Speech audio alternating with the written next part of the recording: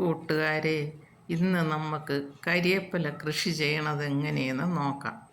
നമുക്കൊരു കരിയേപ്പില തൈ എങ്ങനെ നട്ടുപിടിപ്പിക്കാം, എങ്ങനെ നമുക്കതിനെ വളർത്തി നല്ല നമ്മുടെ ആവശ്യത്തിനുള്ള കരിയേപ്പിലയും കിട്ടാൻ വേണ്ടി നമ്മൾ എന്തൊക്കെയാണ് ചെയ്യേണ്ടതെന്ന്, ഞാൻ എന്താണ് ചെയ്തതെന്നുള്ളത് ഞാൻ നിങ്ങൾക്ക് പറഞ്ഞുതരാം. എല്ലാവരും പറയും കരിയേപ്പില നട്ടുകൊണ്ട് നട്ടാൽ പൊടിക്കില്ല എന്നാണ് പറയണത്. കരിയേപ്പില പൊടിക്കും. അത് നമ്മൾ നടേണ്ട രീതിക്ക് നട്ടാൽ കരിയേപ്പില തൈ എല്ലാം പൊടിക്കും. എൻ്റെ അവിടെ ആണെങ്കിൽ ഇഷ്ടം പോലെ, എനിക്കൊരു 5-6 മൂടിപ്പം ഉണ്ട്. എല്ലാം വലിയ മരം പോലെ ആയി. 4 വർഷമായതും 5 വർഷമായ കരിയേപ്പിലയാണ്. പക്ഷേ എല്ലാം ഇഷ്ടം പോലെ ഉണ്ട്. എനിക്ക് ഒടിച്ചൊടിച്ച് ആളുകൾക്ക് കൊടുക്കാൻ ഞാൻ കൂടെ ഞാൻ ഒടിച്ച് കടയിലൊക്കെ കൊണ്ട് കൊടുക്കും. ഇഷ്ടം പോലെ ഉണ്ട്. അത് ആദ്യമൊന്നും ഞാൻ നട്ടനൊക്കെ പൊടിക്കില്ലായിരുന്നു. അതിന് പിന്നീടാണ് ഇതിൻ്റെ ഈ കൃഷി രീതിയെ പറ്റിയൊക്കെ മനസ്സിലാക്കിയ ശേഷമാണ് ഞാൻ യൂട്യൂബ് കൊണ്ട് തന്നെയാണ് ഞാൻ പഠിച്ചത്. പിന്നെ ഞാൻ അതുപോലെ ചെയ്ത് ഒരു മൂട് കരിയേപ്പില തൈ കിട്ടിയപ്പം ഞാൻ ചെയ്ത് എന്തിനാ, അടിവളമായിട്ട് ഒരു കുഴിയെടുത്ത് അടിവളമായിട്ട് ചാണകപ്പൊടിയും കോഴിവളവും കൂടെയാണ് ഇനി ഞാൻ മിക്സ് ചെയ്ത് അടിയിലിട്ട് കൊടുത്ത്, പിന്നെ കരിയിൽ ഇത്തിരി പുല്ലും കാടും ഒക്കെ കൂടെ പറിച്ച് മൂട്ടിൽ വെച്ചിട്ട് ആണ് ഞാൻ നട്ടത്.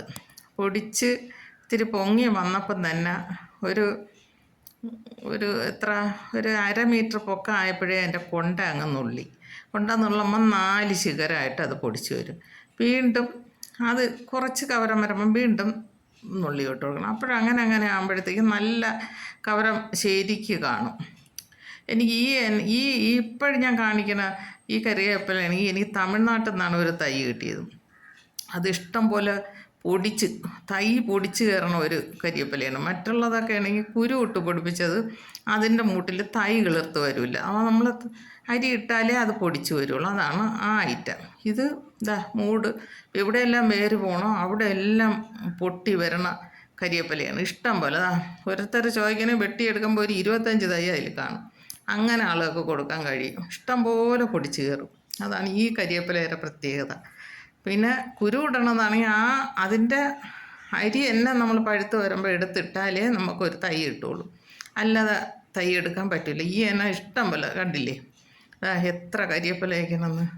അതുപോലെയൊക്കെ നട്ടുപിടിപ്പിക്കണം. പിന്നെ ഇതിലിടണ വളമെന്ന് പറയുമ്പോൾ അടുക്കള വേസ്റ്റാണിത്.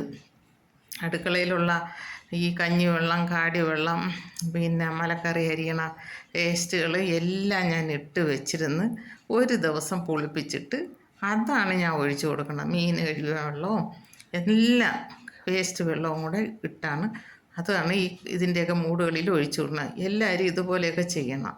എൻ്റെ ഈ വീഡിയോ ഇഷ്ടമായെങ്കിൽ എനിക്ക് ലൈക്ക് ചെയ്യണം, ഷെയർ ചെയ്യണം, സബ്സ്ക്രൈബ് ചെയ്യണം. എൻ്റെ വീഡിയോ കണ്ടു നോക്ക്.